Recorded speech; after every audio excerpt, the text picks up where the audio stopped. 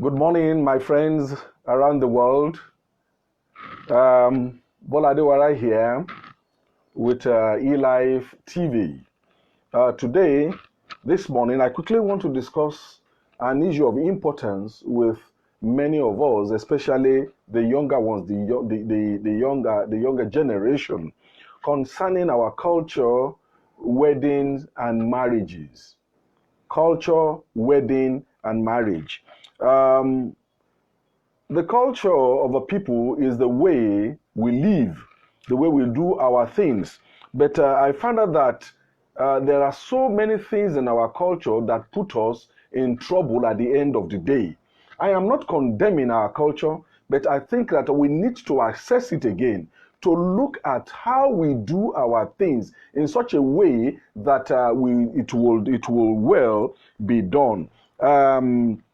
Some errors I have noticed in our culture, especially let me look at the areas of our naming ceremony, burials, wedding. Naming ceremonies, burial, wedding. Wedding takes place for just some hours. Or let me just say, wedding takes place in a day. But marriage is forever. Wedding is for a day, marriage is forever. But we find out that many of us, we prepare for wedding so much that we don't even remember that marriage comes after wedding. Many of us here, the money we're supposed to save that will take care of our marriages, we spend on weddings. And in such a way, at the end of the day, we found that a lot of people run into troubles. I'll give you some examples. When I was much younger, before I got married, I have some friends. He was to get married. He taxed all we, his friends. We were happy to give, but I wonder, must it be that way? Some people were to provide malu, that is the cow, some to provide the clothes he will wear, some to provide the rice, some to provide rice they will eat there, some to provide this and that, everybody, including the family. It was a kind of battle for him to get married. At the end of the day, that marriage lasted just about maybe 2 years, because immediately after the wedding, problems started. From where? The debt the guy entered into. The debt he entered into because he wanted to get married. The lady who did the cake for them, they were unable to pay the lady. And the lady will keep coming every day. Where is my money? Where is my money? To such an extent that everybody in the environment knew that the lady who did the cake for their wedding, has not been paid. And the lady was not happy about this matter. At the end of the day, it led to a lot of things. Now, I want to show you what I wrote in this book. I call it Marriage, 40 Things You Must Know. These are my understanding or my readings of life concerning marriage. And I had to put them together. This book came out about 2 years ago. And these were a kind of a compilation of my writings on matrimony. I want to read one of the chapters there. I call it Prescription for Intending Couples. A prescription for intending couple. Let me tell you the story so that I will not take much of your time. I went to a barbing salon recently, about 4 years ago, and there was a guy in the vicinity, in this our environment, who was to get married, and I knew him very well that he was getting planned to get married. But one day, after about 6 months, I just met him in the barber's shop, and I asked him, and the way he was speaking on phone, it was like he was married. And I said, "Oh boy, have you gotten married?" He said, "Yes, I've gotten married, sir." "But you did not tell me." He said, "Look, we don't want to trouble many people. We don't want to trouble anybody." Do you know what this guy did? All the money they raised for wedding, all the money the wife raised for wedding, they refused to spend that money on the marriage. The guy told me that he was able to raise about 1.2 million naira.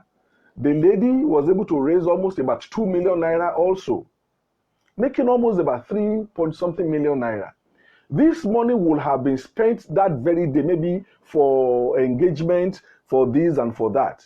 But at the end of the day, they agreed amongst themselves. After listening to a message by a pastor on how wasteful we are in this part of the world there. Now, the lady inherited a plot of land at Ibafo here in Lagos, Nigeria, and they went there and they agreed that, look, let us expend this money on building. And they started. Now, let me tell you what this guy did. They just called the parents, called the father, called the mother, please bless us. And they blessed them. A marriage is done when the parents give their consent and they bless it. A marriage is not necessarily that very thing that you call everybody or you go to event center. All the money they were to spend on event center, on this, they put everything together. And they started about 3-bedroom flat on that very plot of land in Ibafo. On Sunday, they went to church. The pastor blessed it. Of course, the parents some of them were very angry that we gave you money for wedding. We plan to do this. We plan to do that. You people scuttled it. But at the end of about 6 months after the wedding stuff, they took them to the very house in Ibafo. And the parents said, what? Is this what you did with the money we gave you for the wedding and stuff? They said, yes. That look, if they had spent that 3-point-something million naira on that wedding, people who ate that very day, they would have forgotten. I want to ask you a question. The wedding you did, how many people remember what they ate that very day? How much did you spend on that very wedding? Today, many of us, we spent money so much. But at the end of the day, no one remembers. But this guy built it and they are living fine there. Today, now, we say the two of them, they become landlord. These are the things I want to bring, that there are so many things in our culture we need to reevaluate. So many things in our culture we need to reanalyze and see, are we doing this thing rightly? The same thing with naming ceremony. I have a pastor who told me this, that the very day his wife put to bed in the hospital, he wrote the names of the children of the child and put it some pasted it by that the name of my baby is Adewara,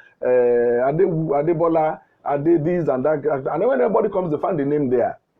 And people will say, when are you doing the naming ceremony? He said, we've already done it. Some people spend so much on naming ceremony. And when the child gets back home, bring money for Pampers, issue starts. Where should be the priority? These are things we need to do. Of course, I believe that so many of us, some people have enough money to take care of themselves after wedding, but you know yourself better. Are you one of them? If you are not one of them, you need to be very careful. You don't need to live your life to impress anybody. You don't need to do things so that you want to be like the Joneses. Think of your own life. Think of what you want to do with money. One of the problems we have in this part of the world is capital formation.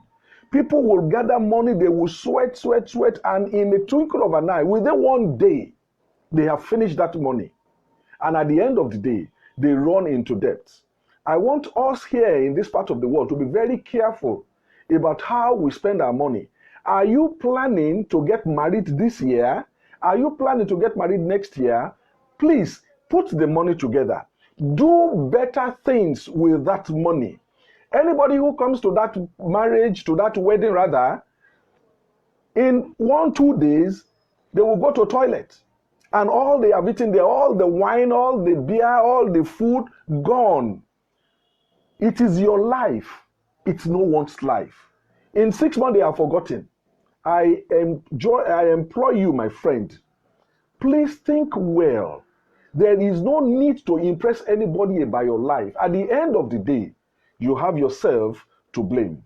Guess what? I'm just telling you the truth. It's left to you if you buy it. It's left to you if you dishonor it. This book is available on Amazon, Kobo Books, everywhere. You can get your copy. Or you can call me and I will tell you how you can get one copy. The Lord bless you, my friend. Till I come your way tomorrow evening on Mentoring with Bola Adewara. Thank you. God bless you.